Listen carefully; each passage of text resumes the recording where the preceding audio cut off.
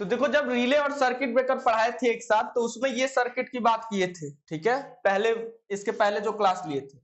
इसमें क्या देखना हमें, ये रिले वर्क कैसे करता है, ठीक है, इसमें क्या देखना हमें, ये रिले वर्क कैसे करता है। तो इसी का वर्किंग प्रिंसिपल हम लोग देखने जा रहे हैं। तो देखो ये रिले जो यहाँ सिंप्लीफाइड सर्किट है ना, बस इतना ही नहीं लगा रहता, अभी इसके अंदर क्या लगा रहता है, स्प्रिंग लगा रहता है, दो दो क्लोज सर्किट बने रहते हैं, एक नॉर्मली क्लोज एक नॉर्मली ओपन। आज उसे ही देखने जा रहे हैं, इस रिले का वर्किंग कैसे होता है। तो देखो इसमें क्या होता है, स्प्रिंग के द्वारा एक आर्मेचर जुड़ा रहता है। आर्मेचर मतलब जो मूव करता है, ठीक है, ये आर्मेचर है जो मूव करता है। ये शुरुआत में किससे कनेक्ट रहता है, एक नॉर्मली क्लोज सर्किट से कनेक्ट रहता है, ठीक है, ये एनसी सर्किट है जिसको क्या बोलते हैं, नॉर्मली क्लोज। ये पहले इससे तुम्हारा क्लोज रहता है जब सिंपल सर्किट रहता है। सिंपल मतलब जब ये नॉर्मल करंट इसमें फ्लो होता रहता है, ठीक है। नॉर्मल करंट का मतलब है कि जब इसमें फॉल्ट नहीं आया रहता है, ठीक है। तो ये एक सर्किट से कनेक्ट रहता है, वो क्या कहलाता है, नॉर्मली क्लोज सर्किट। दूसरा सर्किट एक रहता है यन्नो सर्किट, इसको बोलते हैं यन्नो सर्किट, इसको बोलते हैं नॉर्मली ओपन।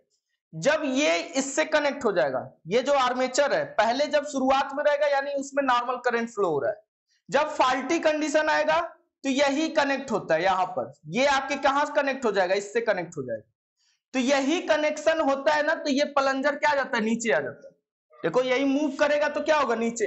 इसको मूव कराने के लिए क्या लगाना पड़ेगा, यहाँ एक रिले कॉइल लगाना पड़ेगा, जो क्या करेगा, एज अ मैग्नेट की तरह काम करेगा। यहाँ क्या लगा रहेगा, एक आयरन का पीस लगा रहेगा, जिसपे हम लोग क्या करेंगे, वायर का टुकड़ा लगा देंगे, वायर से इसको वायरिंग कर देंगे। देखो वायर से वायरिंग कर दिए, इसमें क्या होगा, करंट जाएगा। कौन सा करंट जाएगा, ये कौन सा ट्रांसफार्मर लगा है, यहाँ सीटी लगा है। सीटी का मतलब क्या है, ये जो पावर कंडक्टर है जब प्राइमरी वर्क कर रहा है, और ये जो इसके ऊपर लपेटा गया है वो कैसा वर्क कर रहा है, सेकेंडरी की तरह।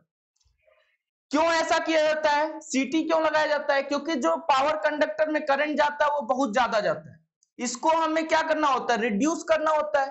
तो करंट ट्रांसफार्मर क्या कर देता है, प्राइमरी करंट को रिड्यूस कर देता है, और इसी के अकॉर्डिंग यहाँ चेंज होता है, ठीक है। तो जब ये नॉर्मल करंट है, मान लो इसमें अभी कोई भी फॉल्ट कंडीशन नहीं आया, तो इसमें 400 एम्पियर जा रहा होगा, यहाँ 5 एम्पियर आ रहा है, तो यहाँ 5 एम्पियर तो अभी फ्लो हो रहा है इस वाले में। तो ये मैग्नेट की तरह तो काम कर रहा है, लेकिन इतना स्ट्रांग मैग्नेट नहीं है कि जो ऊपर स्प्रिंग इस पे फोर्स लगा रहा है ना, उससे ज्यादा स्ट्रांग नहीं हो पा रहा है। लेकिन जैसे ही इसमें फॉल्टी कंडीशन होगा, ये किस पे चला जाएगा, 400 से ऊपर चला जाएगा, 800 एम्पियर पे। तो यहाँ कितना आ जाएगा, 10 एम्पियर। तो अब और थोड़ा स्ट्रांग मैग्नेट बन जाएगा कि नहीं बन जाएगा।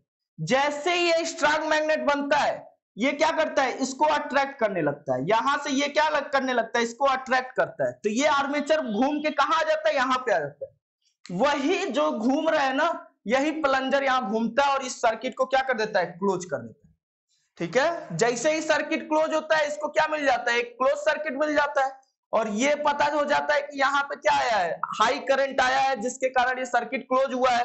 तो क्या हो जाएगा, सर्किट ब्रेकर को ये एनर्जाइज होकर सर्किट ब्रेकर को क्या कर देगा, ओपन कर देगा, ठीक है। समझ में आया कि नहीं, कितना बात, इतना बात समझ में आया कि 400 एम्पियर पे ये थोड़ा कम स्ट्रांग मैग्नेट रहता है।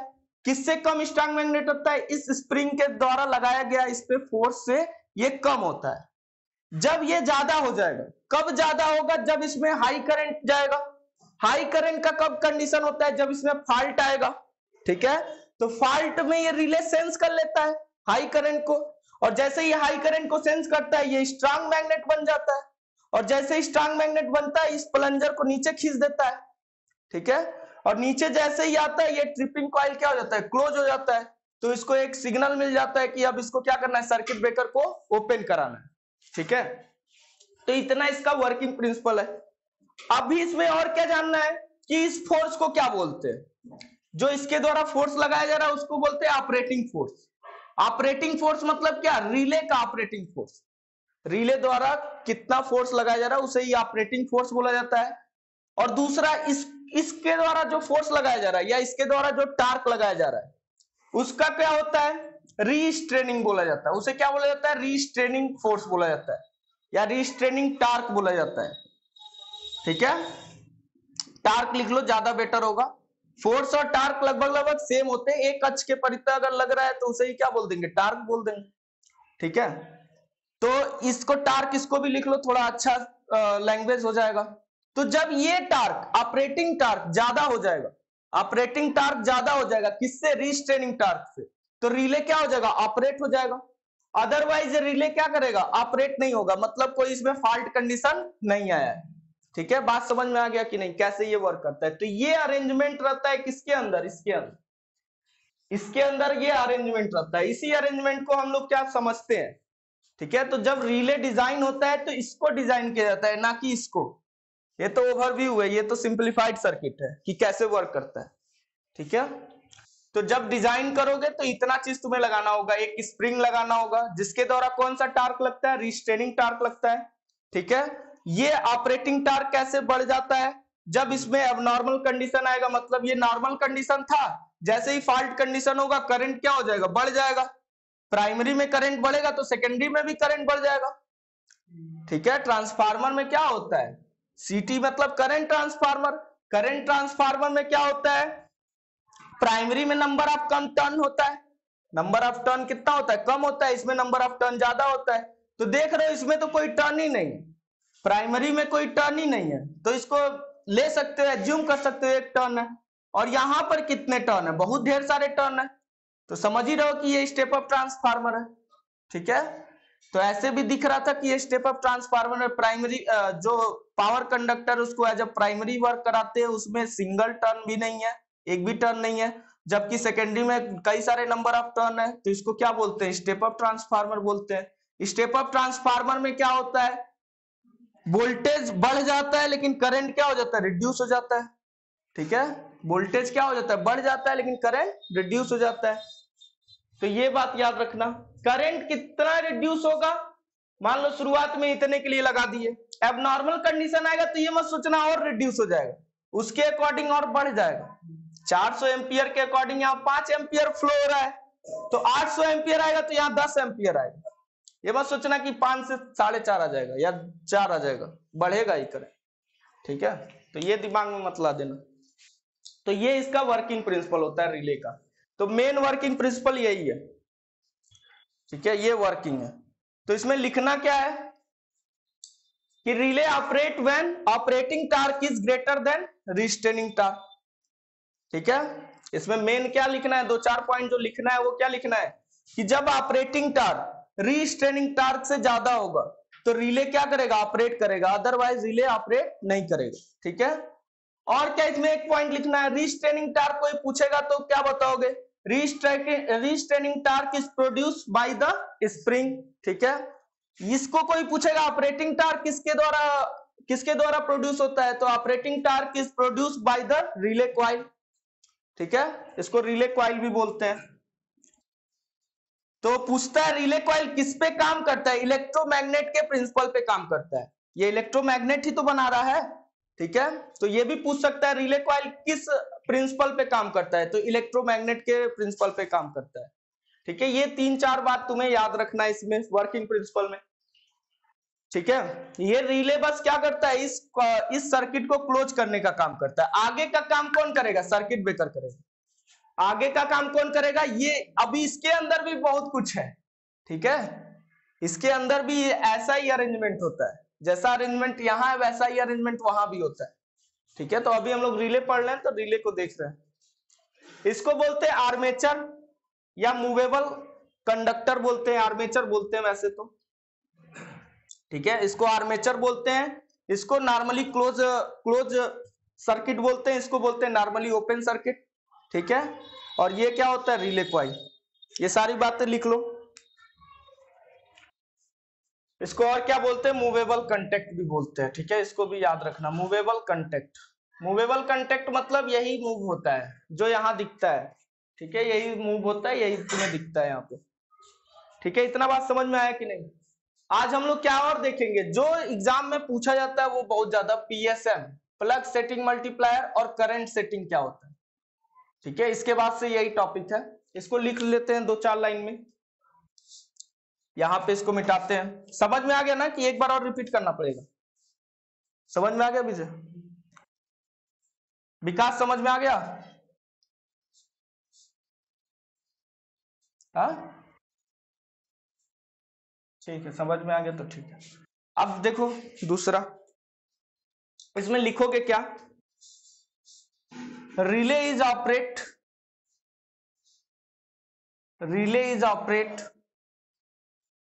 when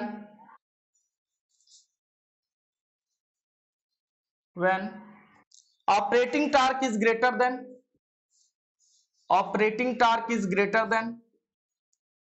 restraining torque. Operating torque is greater than restraining torque, ठीक है, restraining, ठीक है, टार्क कट नहीं रहा है, थोड़ा थोड़ा कट रहा होगा, ठीक है, ग्रेटर देन यहां लिख लेना, ये कट रहा है क्या थोड़ा सा, इसको नीचे लिख दे रहा, greater than restraining torque,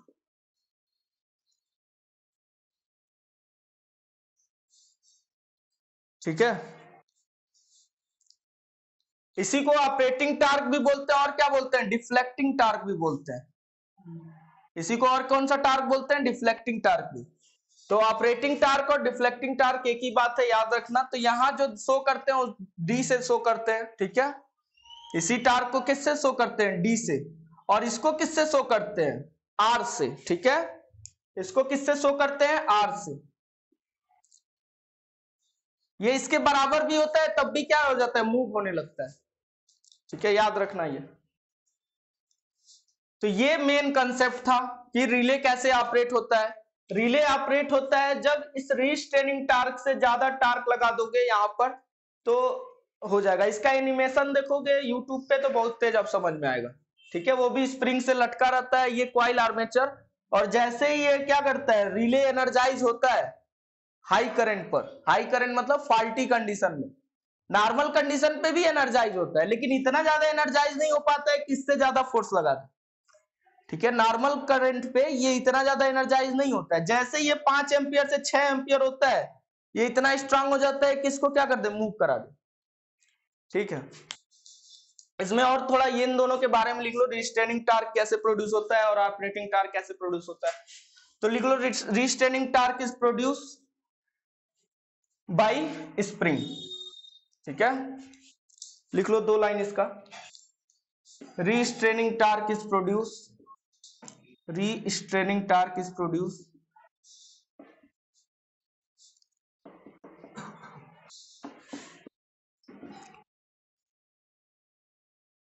due to spring। स्प्रिंग के कारण क्या होता है, रिस्ट्रेनिंग टार्क प्रोड्यूस होता है, ठीक है। और दूसरा क्या हो जाएगा, ऑपरेटिंग या डिफ्लेक्टिंग टार्क किसके वजह से होता है, तो ऑपरेटिंग टार्क इज प्रोड्यूस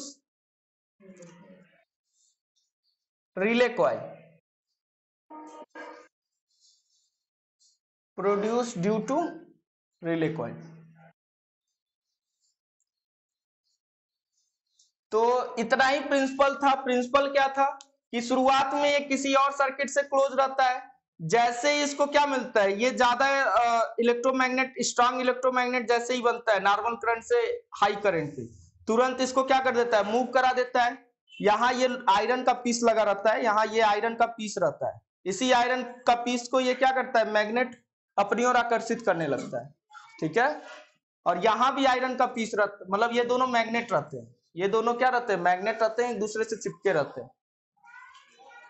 तो इतना बात तुम्हें याद रखना है, ठीक है। अब आगे चलते हैं, दूसरा क्या है टॉपिक, करंट सेटिंग क्या होता है। इससे बहुत क्वेश्चन आता है, ठीक है।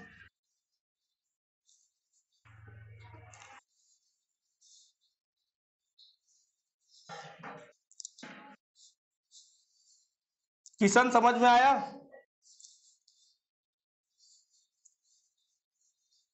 हाँ कल फीस दिए थे इसलिए तुम्हारा नाम ले रहा है।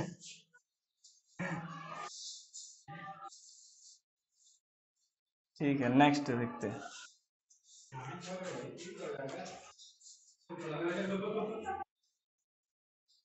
तो करंट सेटिंग क्या होता है, ठीक है। कल हम लोग पिकअप वैल्यू पढ़े थे, पिकअप करंट क्या होता है। पिकअप करंट जिस पे रिले ऑपरेट होता है, उसी पिकअप करंट को ये क्या करता है, सेट करने का काम करता है। करंट सेटिंग क्या करता है, पिकअप वैल्यू करंट को डिसाइड करता है, ठीक है। जितना इसको सेट करोगे उतना ही पिकअप करंट होएगा। ठीक है, तो देखो कैसे इसको करते हैं। इसको क्या लिखना होता है, to adjust pickup value, to adjust pickup value मतलब पिकअप वैल्यू को घटाना बढ़ाना है तो किसको घटाना बढ़ाना पड़ेगा, करंट सेटिंग को। ठीक है, टू एडजस्ट पिकअप वैल्यू,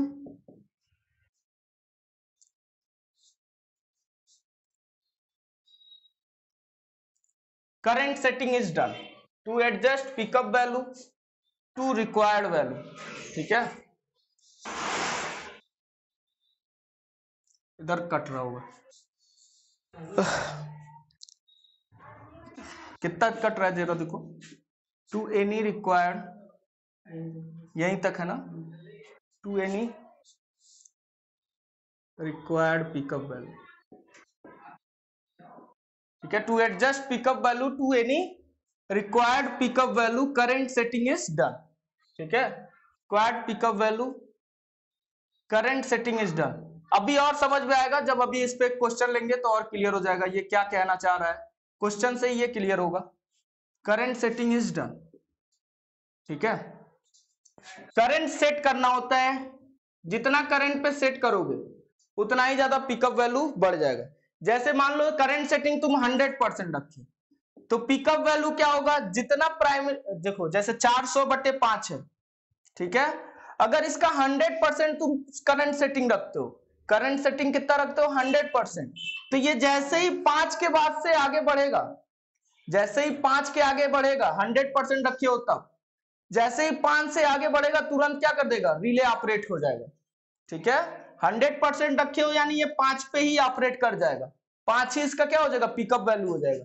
लेकिन अगर इसको 200 रखे हो तो ये 5 एम्पियर तो आ रहा है नॉर्मल कंडीशन में, ये कब तक ऑपरेट नहीं होगा रिले, जब तक इसमें 10 एम्पियर नहीं आ जाएगा। 200% का मतलब क्या, इसका डबल। ठीक है, 300% का मतलब क्या, इसका ट्रिपल। तो 14 एम्पियर तक, अगर 300% है तो ये 14 एम्पियर तक नहीं ऑपरेट होगा। ठीक है, ये 15 एम्पियर पे ऑपरेट होगा। तो ये यही काम करता है, इसमें दिया रहेगा करंट सेटिंग। ठीक है, इसको लोग डायरेक्टली फार्मूला समझाते हैं, हम तुम्हें ऐसा बता दिए हैं कि तुम देख के बता दोगे। ठीक है, अब देखो इसका फार्मूला क्या होता है, ये तो हम तुम्हें वैसे ही बताएं, लॉजिकल कैसे कर लोगे। इसका फार्मूला होता है, देखो पिकअप वैल्यू बराबर, क्या होता है फार्मूला, पिकअप वैल्यू बराबर secondary rated current, secondary rated current into current setting. ठीक है, अब देखो क्या होगा, secondary rated current into current setting. मान लो तुमसे कोई क्वेश्चन दिया, क्वेश्चन क्या दिया कि कोई सीटी है जिसका 400/5 है, जो रिले का सीटी है उसका क्या है रेटिंग 400/5 है, इसका जो करंट सेटिंग है, इसका जो करंट सेटिंग है 150% है, करंट सेटिंग कितना है 150% है, तो बताओ पिकअप वैल्यू कितना होगा। तो पूछेगा पिकअप वैल्यू बताओ, तो देखो सेकेंडरी का रेटेड करंट कितना है, यहाँ पे 5 एम्पियर है, उसको रख दोगे यहां पर पिकअप वैल्यू निकालने के लिए। पिकअप वैल्यू मतलब क्या, जिस पे रिले ऑपरेट होगा, पिकअप वैल्यू मतलब जिस पे रिले ऑपरेट होगा, वो करंट जिस पे रिले ऑपरेट होगा उसे ही क्या बोलते हैं, pickup value current. Pickup value बराबर, वैसे भी सोच सकते हो, पिकअप देखते हो बाइक चलाते हो कहते हो पिकअप लो, पिकअप मतलब आगे बढ़ जाओ, वही काम है। रिले कब आगे बढ़ेगा, जब पिकअप वैल्यू से आगे करंट रहेगा तब। ठीक है, तो यहां क्या हो जाएगा 5, सेकेंडरी रेटेड करंट कितना है 5, और इसका 150% यानी जब इसका वो करोगे नॉर्मल में निकालोगे तो कितना आ जाएगा 1.5। 150% को क्या लिख दोगे 150/100 नॉर्मल वैल्यू में। ठीक है, ये कितना हो जाएगा 2 जीरो से काटोगे 1.5 हो जाएगा। अब 5 डेढ़े कितना होता है 7.5 एम्पियर। समझ गए कि नहीं समझ गए, यानी 5 एम्पियर पे ऑपरेट नहीं होगा रिले, किस पे ऑपरेट होगा 6 एम्पियर पे भी नहीं होगा, 7 एम्पियर पे भी नहीं होगा, कितने एम्पियर पे ऑपरेट होगा रिले 7.5 एम्पियर। तो तुम लॉजिक से भी अब इस क्वेश्चन को सॉल्व कर सकते हो। ठीक है, जितना करंट सेटिंग दिया रहेगा उसके अकॉर्डिंग इसको सॉल्व कर देते हैं। तो करंट सेटिंग से अक्सर क्वेश्चन आता है जेई में। ठीक है, करंट सेटिंग और प्लग सेटिंग मल्टीप्लायर से, इन दोनों से बहुत ज्यादा करंट क्वेश्चन आता है। ठीक है, ठीक है, नेक्स्ट देखते हैं प्लग सेटिंग। ये समझ गए कि नहीं समझ गए? ठीक है, इस पे क्वेश्चन सॉल्व करना। नेक्स्ट है प्लग सेटिंग मल्टीप्लाई, उसको देखो कैसे सॉल्व करते हैं। समझ में आया है विकास? ये पिकअप वैल्यू करंट को डिसाइड करने का काम करता है। एक क्वेश्चन और ले लें, एक क्वेश्चन और ले लेते हैं तब और क्लियर हो जाएगा। फिर प्लग सेटिंग मल्टीप्लायर देखते हैं।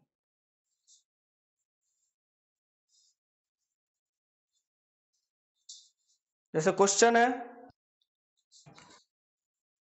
800/8 एम्पियर, ठीक है, 800/8, इसको बोलते हैं प्राइमरी करंट, इसको बोलते हैं सेकेंडरी करंट। सेकेंडरी का रेटेड करंट, प्राइमरी का रेटेड करंट। रेटेड करंट क्या होता है? जिस पे वाइंडिंग आसानी से अपने आप को सहन कर सकता है, ठीक है, उससे ज्यादा लगाओगे तो उसमें बहुत ज्यादा गर्म होने लगेगी। तो 800/8 है और करंट सेटिंग इसका है 350%। तो बताओ पिकअप वैल्यू करंट कितना होगा? निकाल के दिखाओ। करंट सेटिंग कितना हो जाएगा? 350%। जानबूझ के ऐसा दे रहे हैं ताकि तुम्हारा दिमाग थोड़ा सा इसमें काम करे। पिकअप वैल्यू पूछ रहा है। पिकअप वैल्यू क्या होता है? जिसपे रिले ऑपरेट होता है। करंट सेटिंग क्या होता है? इसको सेट करने का काम करता है, एडजस्ट करने का काम करता है। तो क्या हो जाएगा? रेटेड करंट ऑफ सेकेंडरी यानी 8, और ये कितना हो जाएगा? 350% का मतलब क्या? 100 से इसको गुणा कर दो। ये हाँ, 8×5 = 40, 8×3 = 24 और 4 = 28 एम्पियर हो जाएगा। ठीक है, समझ गए कि नहीं समझ गया? इतना नहीं रखा जाता है करंट सेटिंग, 100 से 200% ही रहता है मैक्सिमम टाइम। ये तो मैं एक क्वेश्चन लिया हूं इसलिए इस साल ले लिया हूं, ठीक है। ऐसा क्वेश्चन आ सकता है, क्वेश्चन तो कुछ भी बन सकता है, सही बता रहे हैं, ठीक है। पावर सिस्टम का सबसे ज्यादा इंपॉर्टेंट क्वेश्चन है ये, इससे हमेशा क्वेश्चन आता रहता है। तो प्लग सेटिंग हम इसको पीएसएम से डिनोट करते हैं, ठीक है। प्लग सेटिंग मल्टीप्लायर को स्मॉल रूप में कैसे डिनोट करते हैं? ये होता क्या? It is ratio of fault current in relay coil, fault current in relay coil divide by pickup value, ठीक है। फॉल्ट करंट आता है और पिकअप वैल्यू अगर सेम है तो इसका क्या हो जाएगा? पीएसएम 1 हो जाएगा, ठीक है। लेकिन ऐसा होता नहीं है, ठीक है। फॉल्ट करंट आ जाता है, पिकअप वैल्यू अगर बड़ा रखे हो तो क्या हो जाएगा? पीएसएम घट जाता है, ठीक है। पीएसएम क्या हो जाता है? कभी कभी बहुत ज्यादा भी बढ़ जाता है, ठीक है। देखो क्या होगा, इसका एक क्वेश्चन लेते हैं तो ज्यादा हो जाएगा। इसको लिखना होगा तो क्या लिखोगे? It is the ratio of fault current in relay coil to the pickup value, ठीक है। अगर इसका डिफिनेशन लिखोगे तो क्या लिखोगे? It is a fault current in relay coil to pickup value, ठीक है। अगर इसका डिफिनेशन लिखना होगा तो लिख लेना। इस पे क्वेश्चन करवा रहे हैं, वही क्वेश्चन कर लोगे, इसका क्वेश्चन कभी भी छूटेगा नहीं। और रिले इज कनेक्टेड टू, ये क्वेश्चन आया हुआ भी है एसएससी जेई में। रिले इज कनेक्टेड टू 400/5, ठीक है, करंट ट्रांसफार्मर,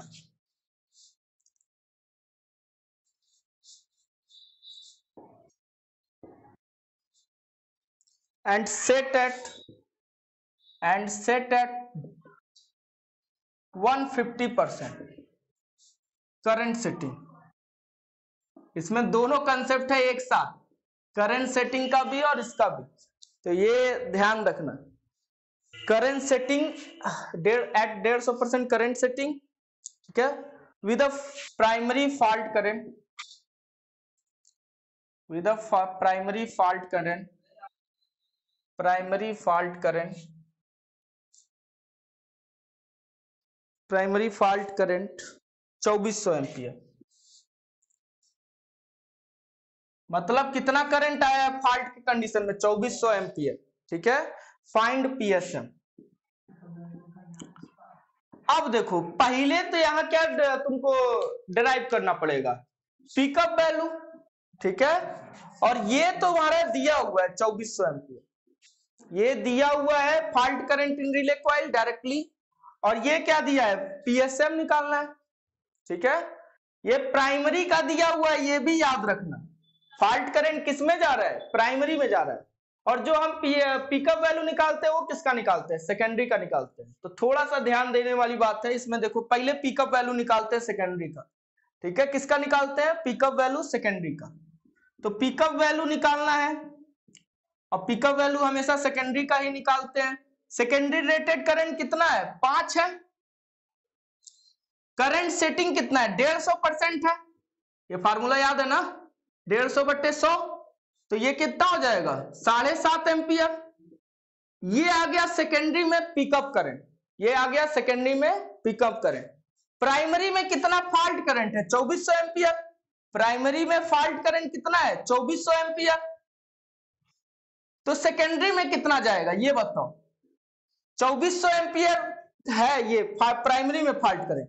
तो सेकेंडरी में कितना उसका फॉल्ट करंट का जाएगा, 400 पे 5 जा रहा है, 400 पे 5 एम्पियर जा रहा है।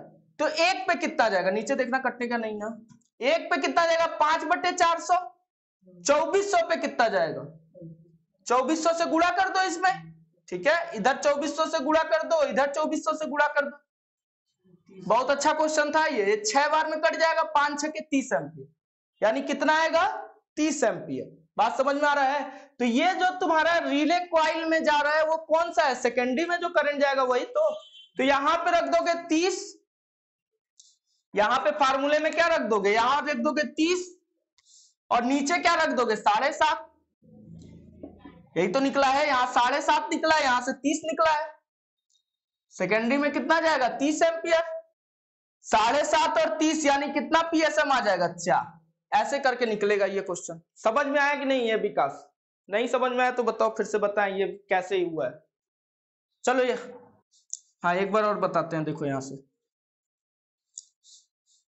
स्टार्टिंग से ही लिखना चाहिए था, लेकिन कोई बात नहीं, चलो अब इसी में बताते हैं। ये पिकअप वैल्यू सबको निकालने आया था करंट सेटिंग के थ्रू, ठीक है। हमें क्या निकालना है, इस 2400 एम्पियर को रिले में कितना जा रहा है। यहां पे क्या था, fault current in relay coil. 2400 ampere जो है वो किसमें है, प्राइमरी में है। सेकेंडरी में कितना पहुंचेगा, यहां 400 से 5 जा रहा है, ठीक है। 400 से 5 जा रहा है। ऐसे भी सोच सकते थे, इसमें 6 से गुणा कर दो, इसमें 600 से गुणा कर दो। दोनों में 6 से गुणा करते तो ये 2400 हो जाता, ये 30 एम्पियर हो जाता। यानी जब यहाँ 2400 आएगा तो यहाँ 30 एम्पियर आएगा, ठीक है। तो रिले में कितना जाएगा, 30 एम्पियर जाएगा। उसका पिकअप वैल्यू कितना है, 7.5 है, तो कितना आ जाएगा, 4 आ जाएगा। एक कंडीशन तो ये था। और मान लो कभी ये इतना गुणा नहीं होता तब क्या करते, कहते 400 में 5 जा रहा है तो एक में कितना जाएगा, अगर एक रहता तो कितना जाता, 5/400 जाता। तो 2400 में कितना जाएगा, 2400 से गुणा कर दो, 5/400 कट रहा है क्या नीचे, जरा दिखना, ये 6 30 एम्पियर हो जाता। समझ में आ गया ना। तो आज इतना ही रखते हैं, ठीक है। इस पे क्वेश्चन लगाना, एक भी क्वेश्चन तुम्हारा छूटेगा नहीं। और अच्छा लगे तो लाइक शेयर और सब्सक्राइब भी कर दिया करो यार।